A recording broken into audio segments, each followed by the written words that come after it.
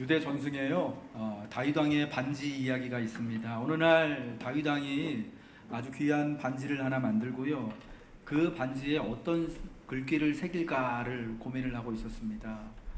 보통 우리는 이제 반지를 이렇게 탁 만들면은 사랑하는 사람의 이름을 이렇게 거기다 이렇게 이니셜을 이렇게 탁 이경진 뭐 이렇게 하는데 다윗 왕은 거기다가 뭔가 교훈적인 글귀를 남길까를 고민하고 있었어요. 그때에 그 아들인 솔로몬이 이 또한 지나가리라로 넣어주세요 라고 이야기를 했답니다.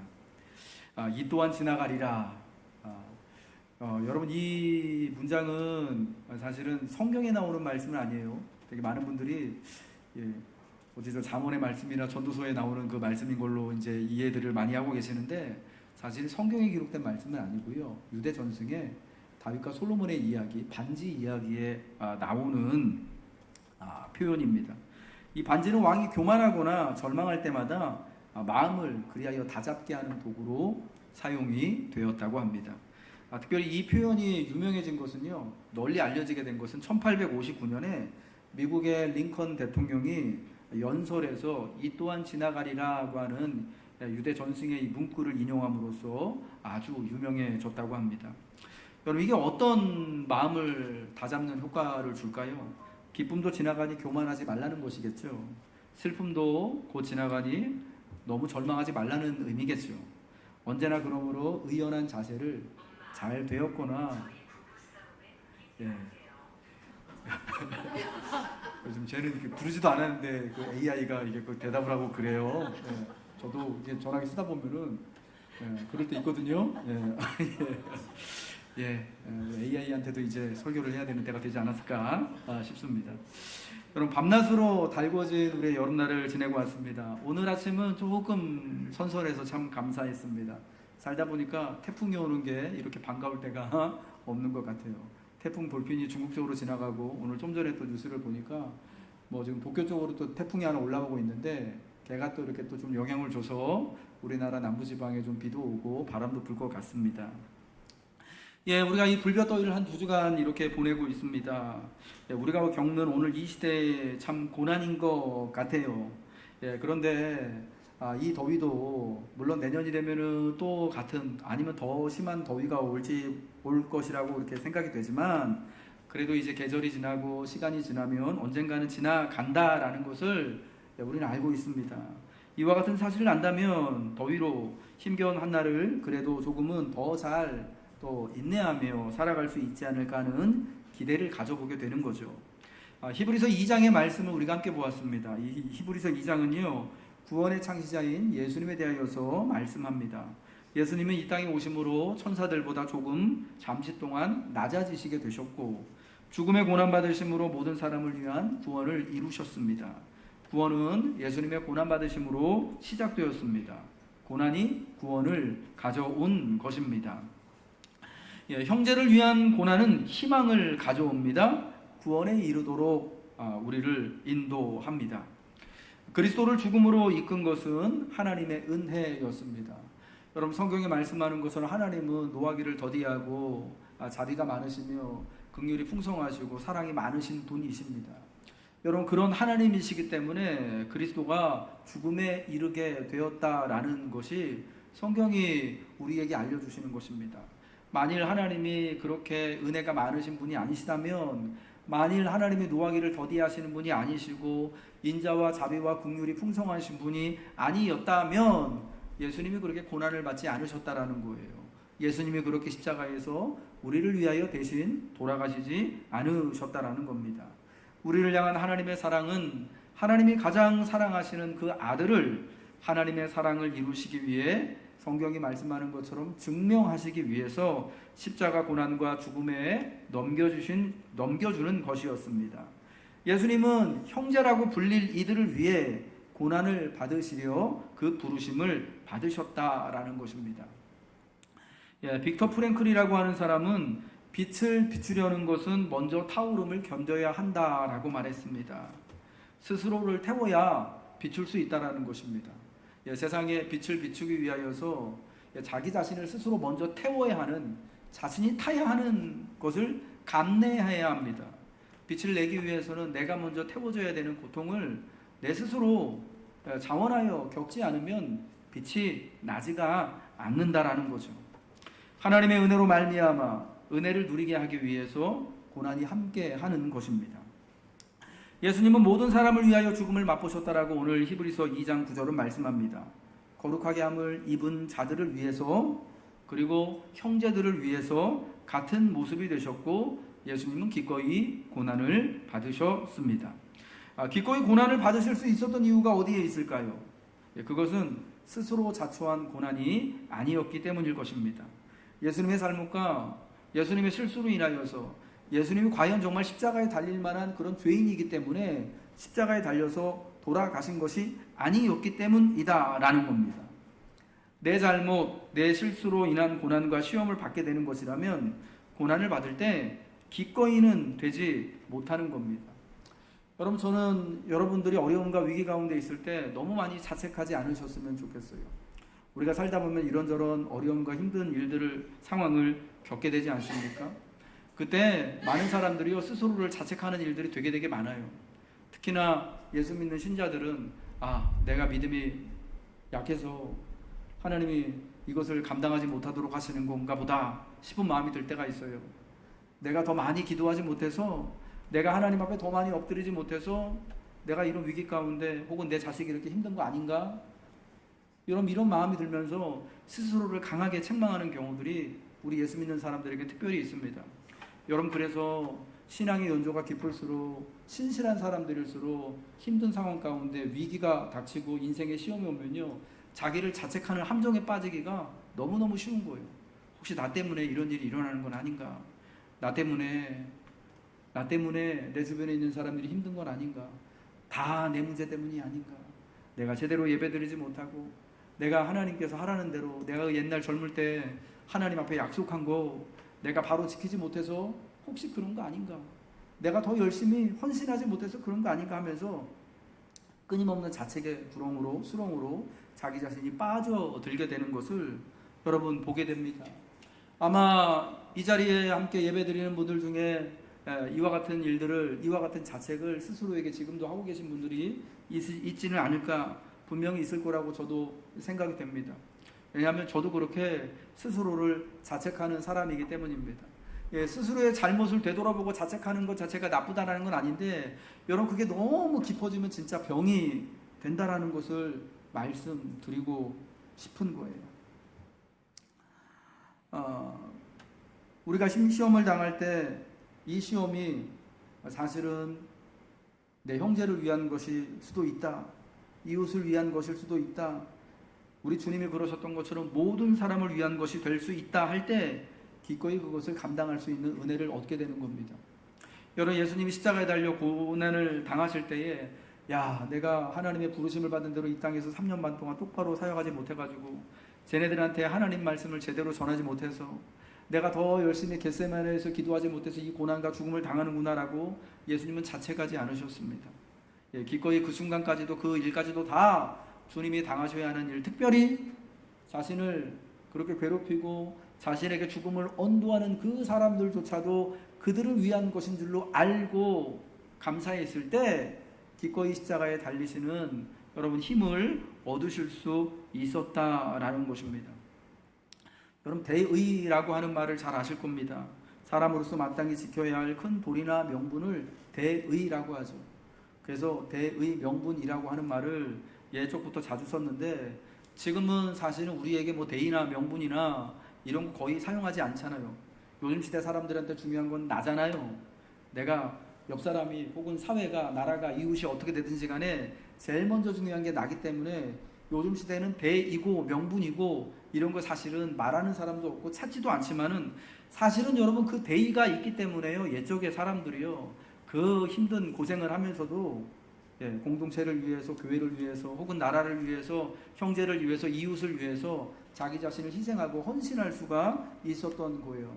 내가 전쟁터에 나가 싸움으로, 내가 이렇게 외국과 담판함으로 인해서 내 나라 조국을 지키고 아내를 지키고 형제들을 지킨다 라고 하는 마음, 나는 부서지고 없어지더라도 이후에 내 자녀들이, 내 이웃들이, 내 가족들이, 형제들이 안전하게 살 수 있을 거야 라고 하는 그 대의가 있었기 때문에 스스로 어린 학도병들이 총을 들고 전쟁의 한복판에 나갈 수 있었던 것이고요.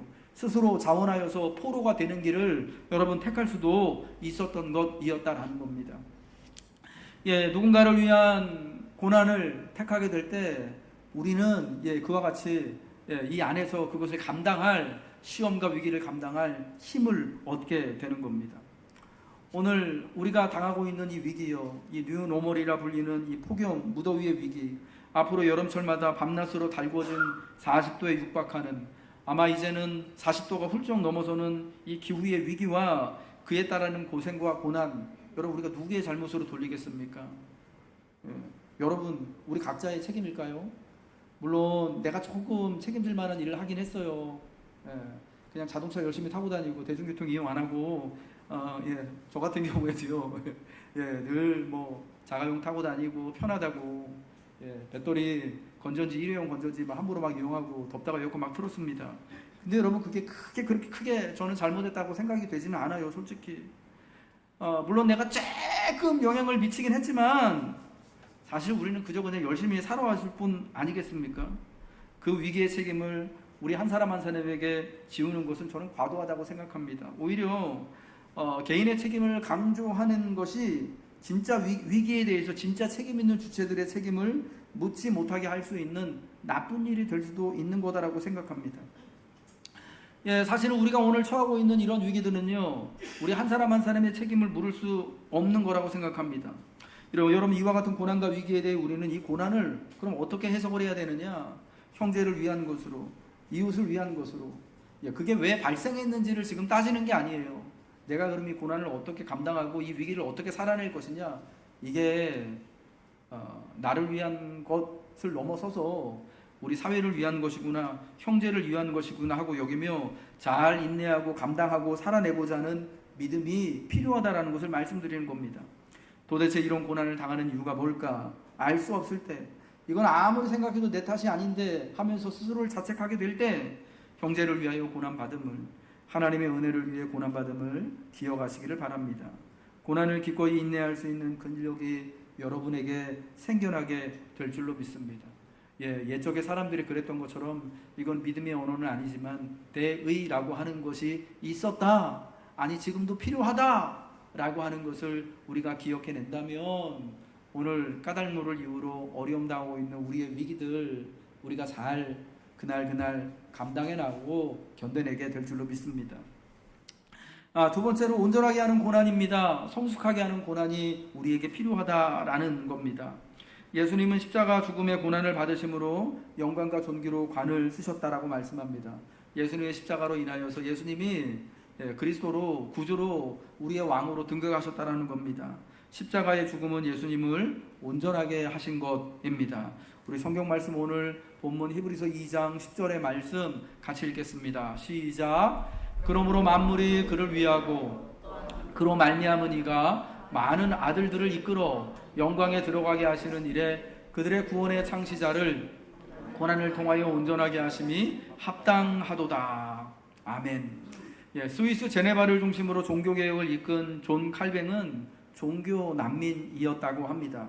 종교 난민. 그러니까 자기가 믿는 신앙 때문에 고국과 고향 땅을 등지고 떠나서, 아니 쫓겨나서 남의 나라 가서 살아갔던 사람들이었다라는 거예요.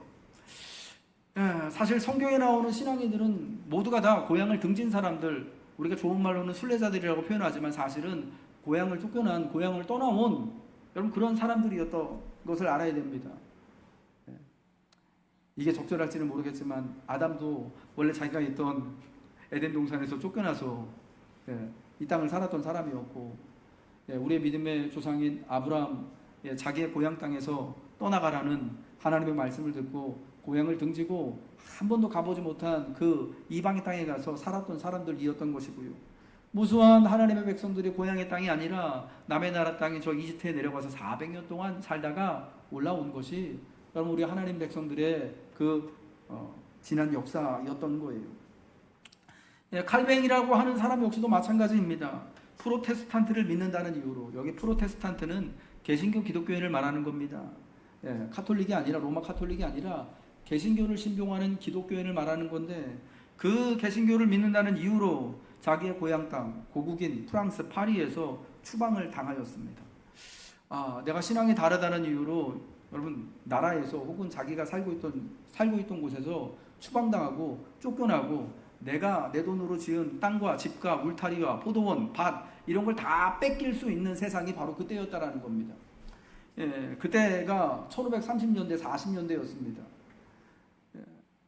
1530년대 그러니까 루터가 종교개혁을 1515년에 일으키고 이제 1530년이 되어지면요 각 그 유럽에 있는 나라들마다 각각의 신앙을 다 다르게 가지고 있었습니다. 그 나라의 왕이 혹은 그 나라의 제후가 어떤 신앙을 가지냐에 따라서 그 도시의 신앙이 결정되어졌던 거예요. 그러니까 한 나라 안에서도 각 도시마다 신앙이 다를 수가 있었어요. 어떤 곳에서는 예전처럼 로만 카톨릭을 믿는, 그래서 카톨릭을 믿는다라는 것은 교황의 지도를 받는다라는 거예요. 뭐 그런 도시들도 있었고, 어떤 도시들은 개신교를 믿는, 프로테스탄트를 믿는 도시들도 있었고, 어떤 도시들은 프로테스탄트 중에서 루터파가 있었고, 또 쯔빙글리파가 있었고, 뭐 여러 막 그렇게 신앙을 따라서 서로 도시들이 나뉘어져 있었던 겁니다. 여러분 그런데 문제는 뭐냐면 우리 도시가 믿는 신앙과 내가 가지고 있는 신앙이 다르면은 조상 대대로 살던 그 땅에서 쫓겨날 수가 있었다라는 겁니다. 여러분 지금 이런 일이요 팔레스타인 땅에서도 여전히 일어나고 있습니다. 조상 대대로 믿는 그 신앙이 있고, 그리고 또 여기가 우리 대대로 우리 땅이었음에도 불구하고 내가 경작했던 포도밭과 올리브 나무들이 있고 우리가 오랫동안 우리 아버지 할아버지 때부터 살아왔던 집이지만 그 땅에서 쫓겨나는 일들이 그런 팔레스타인 땅에 지금도 일어나고 있는 일이기도 합니다. 심지어 그들이 예수 믿는 사람임에도 불구하고 팔레스타인이라는 이유로 쫓겨나는 일들이 여러분 지금도 일어나고 있는 거예요. 여러분 이게 굉장히 불합리하고 이게 말도 안 되는 일이라고 여겨지지만 불과 여러분 지금으로부터 뭐 그렇게 사실은 긴 이전 세월도 아니었던 겁니다. 500년도 채 되지 않은 그 옛날에 사실은 이 일로 인하여서 신앙 때문에 고향을 떠나왔던 쫓겨난 사람들이 있었던 거예요. 내 신앙 때문에 추방을 당하거나 내가 신봉하는 신앙과 같은 신앙을 공적으로 인정하는 도시를 향해 적극적으로 이민하는 경우도 있었다고 합니다. 그래서 칼뱅은 카톨릭의 나라인 프랑스는 지금도 카톨릭 국가예요. 그러니까 카톨릭이 우세하다라는 겁니다. 카톨릭 믿는 신자들이 더 많다는 거죠. 그래서 그 프랑스에서 쫓겨나 스트라스부르로 가고 그리고 스위스의 제네바까지 이르게 되었던 거죠. 여러분 칼뱅은 제네바 출신이 아닌 프랑스 출신의 사실은 종교 난민이었지만 신앙과 자유와 양심을 위해 제네바를 찾아와서 그 제네바를 찾아온 많은 프로테스탄트들과 함께 제네바 종교개혁의 중심의 역할을 하는 제네바의 지도자 같은 여러 역할을 하는 지도자가 되었다라는 겁니다. 그 당시에도요, 이 제네바라는 도시가 한 1만 명 정도가 인구가 있었다고 합니다.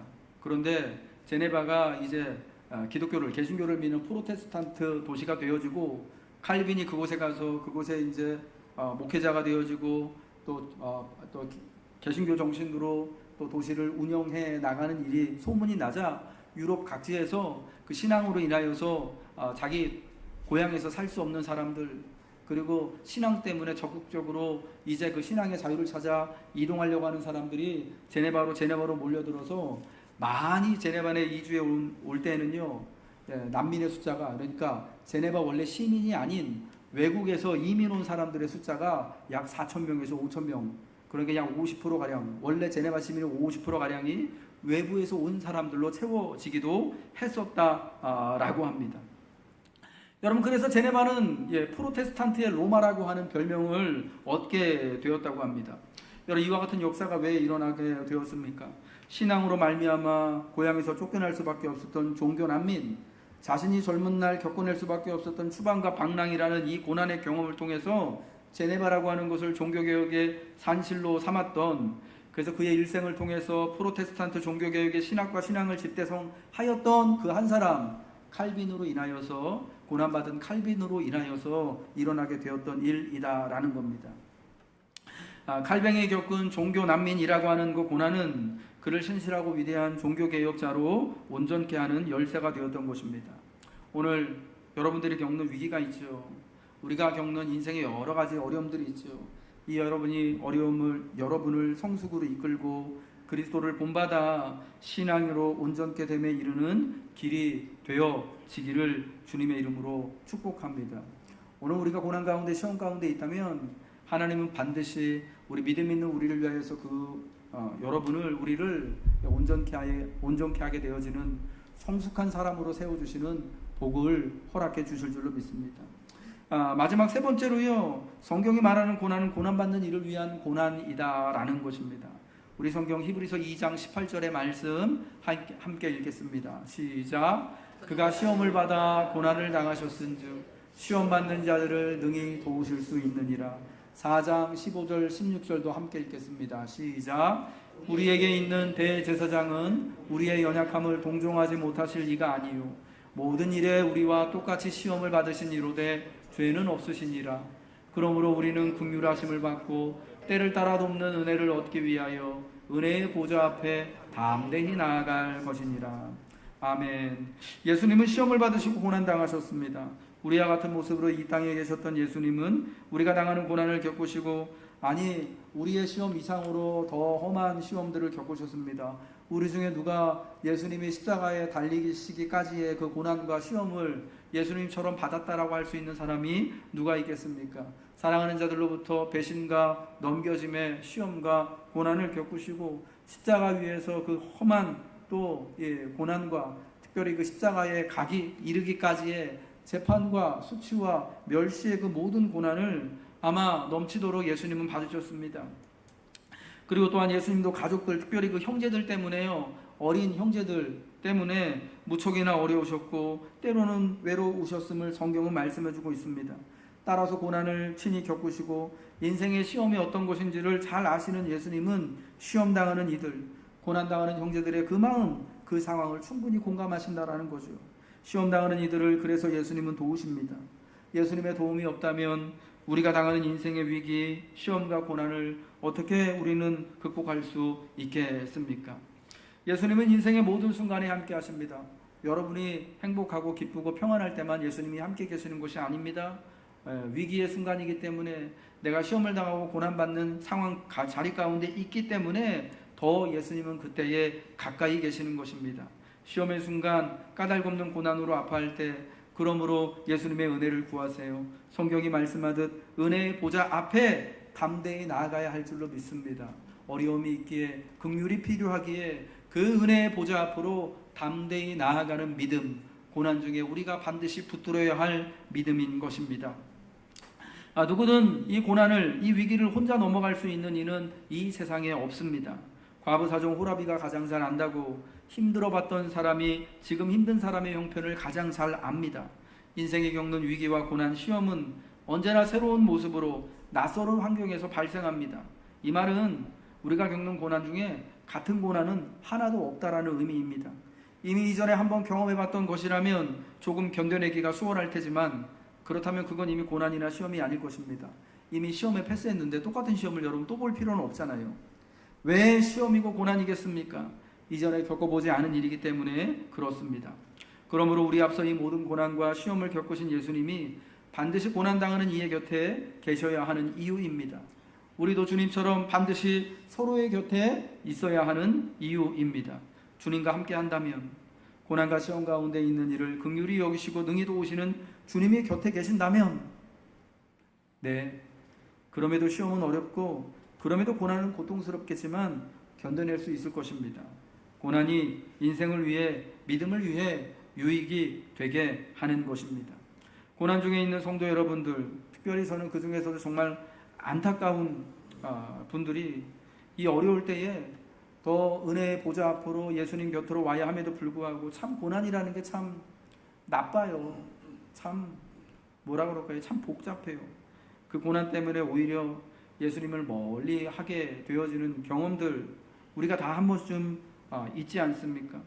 고난과 위기와 시험의 상황에 더 주님을 가까이 해야만 할 것 같은데, 내가 이 위기 가운데 있기 때문에 이전에 겪어보지 못했던 이 부끄러움과 약한 모습을 드러내는 것이 어려워서 좀 이 수치와 시험을 감추고 싶은 마음이 들어서 어쩔 때는 자책하는 마음이 너무나 강해서 나 때문에 이런 일이 벌어졌으니까 내가 보이지 않으면, 내가 교회에 없으면 좀 좋지 않을까 하는 마음이 들어서 오히려 주님을 멀리하는, 여러분, 그런 약한 모습들, 안타까운 모습들이 우리에게 있는 것이 사실입니다. 여러분, 그러나 고난을 벗어나기 위하여서는요, 우리가 고난 가운데서도 우리를 지키시는, 고난을 이기신 주님께로 가까이 해야만 우리는 고난을 이겨낼 수 있는 것입니다. 고난이 은혜가 되고 고난과 시험에 지배당하지 않기 위해서라도 우리는 한 발짝 더 주님께로 나와야 하는 것입니다. 사랑하는 교우 여러분, 이제 말씀을 마치도록 하겠습니다. 고난은 하나님의 은혜를 가져옵니다. 하나님의 은혜를 주시기 위해 여러분을 고통스럽게 하고 시험의 한가운데 던지신다는 의미가 아닙니다. 은혜가 있어서 우리를 위해 미리 시험과 고통을 경험하시고 죽으신 예수님이 지금 곁에 계셔서 고난이 은혜가 되고 복이 된다는 것입니다. 오늘 우리가 겪는 어려움, 위기들이 형제를 위한 것이 되고 예수님을 위한 것이 되기를 바랍니다. 이 시험이 우리를 성숙으로 이끌고 온전케 하는 시간이 되시기를 간구합니다. 그리고 고난받는 이들을 위한 고난을 감내함으로 위기와 시험 중에 더욱 하나님의 은혜로 가득하여 하나님의 기쁨과 영광 중에 함께 하시길 우리를 위해 죽음의 고난을 맛보신, 미리 고난당하신 예수님의 이름으로 축복합니다.